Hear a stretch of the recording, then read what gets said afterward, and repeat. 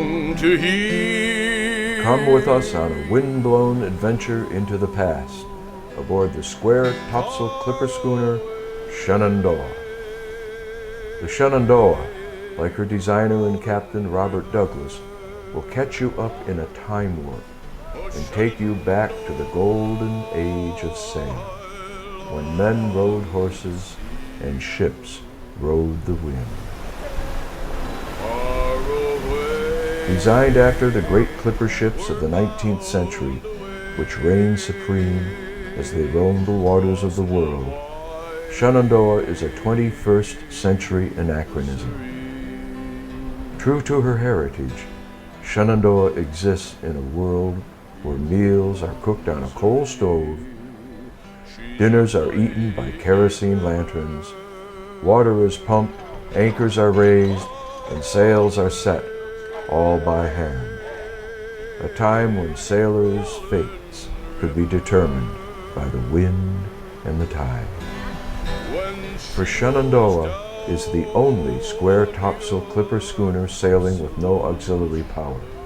Only the wind and her authentic canvas sails and the flow of the tides allow Captain Douglas to navigate this beautiful 110-foot time machine around the waters of New England. This is my 46th season running this boat, being in charge of it anyway. Never been sailing without me on board, so I've got sort of a unique connection with this piece of wood that we're sitting on. But somehow or other, I'm not still quite sure how it happens, but it's the lifestyle that's generated just by being on board becomes the significant factor. Since 1964, Shenandoah has been a familiar sight on Martha's Vineyard, offering over 10,000 people the opportunity to learn America's maritime history by living it firsthand.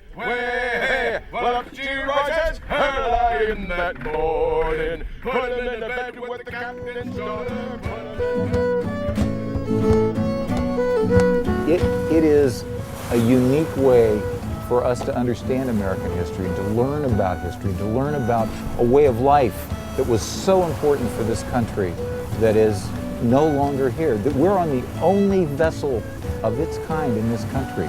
And the young men that crew on this boat, these teenage and early 20-somethings, they are living a life that has not been lived for a century or more.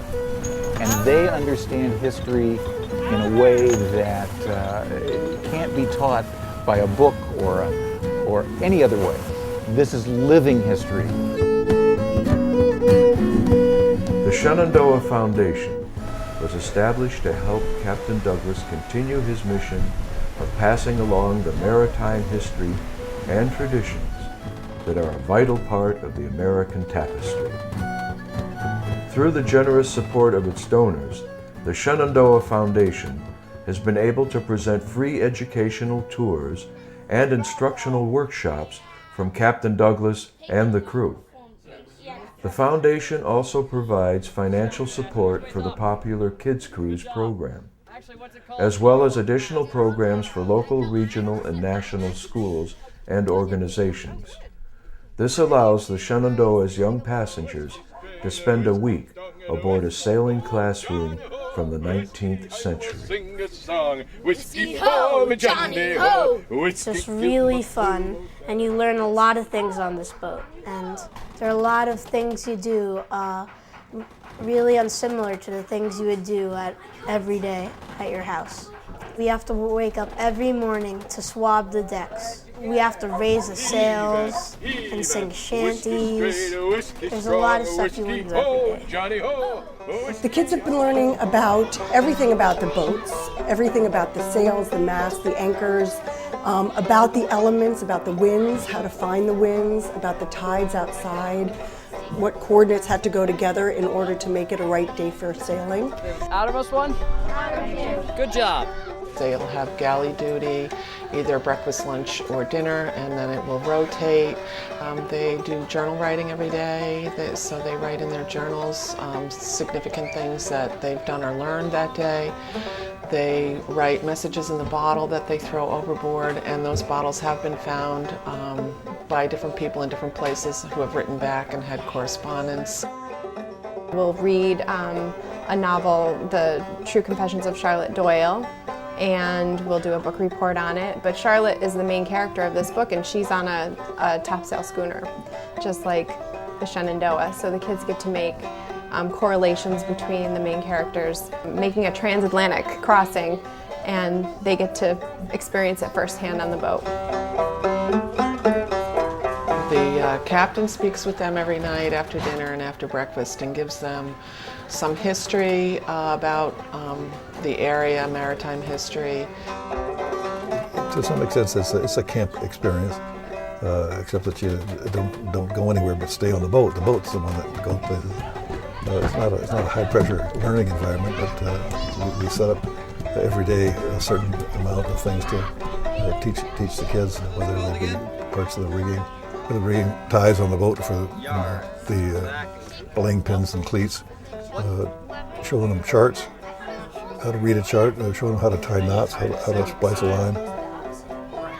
Swimming is always a big high point on the side of the boat. We're learning what sailors live like and all different kinds of knots and raise the anchor and hold up the sails. It seems pretty hard now that you think about it. Fun stuff like that. It was really fun today. It was like we did a lot of stuff. And the day's still not over. I started as a camper at age 11, came out, and at the end of the week I went up to Captain Douglas and as a little 11-year-old kid gave him a big hug around the waist and with tears streaming down my cheeks told him it was the best week of my life, which is still pretty much true every week out here. Your generous support of the Shenandoah Foundation will help ensure the future of this remarkable vessel and its mission to provide a living, working history of the age when men sailed the globe on the power of the wind alone. For more information about Shenandoah, or to find out how you can help the Shenandoah Foundation in its mission, please contact Captain Morgan Douglas at 508-693-1699 or give us a visit at www.shenandoahfoundation.org.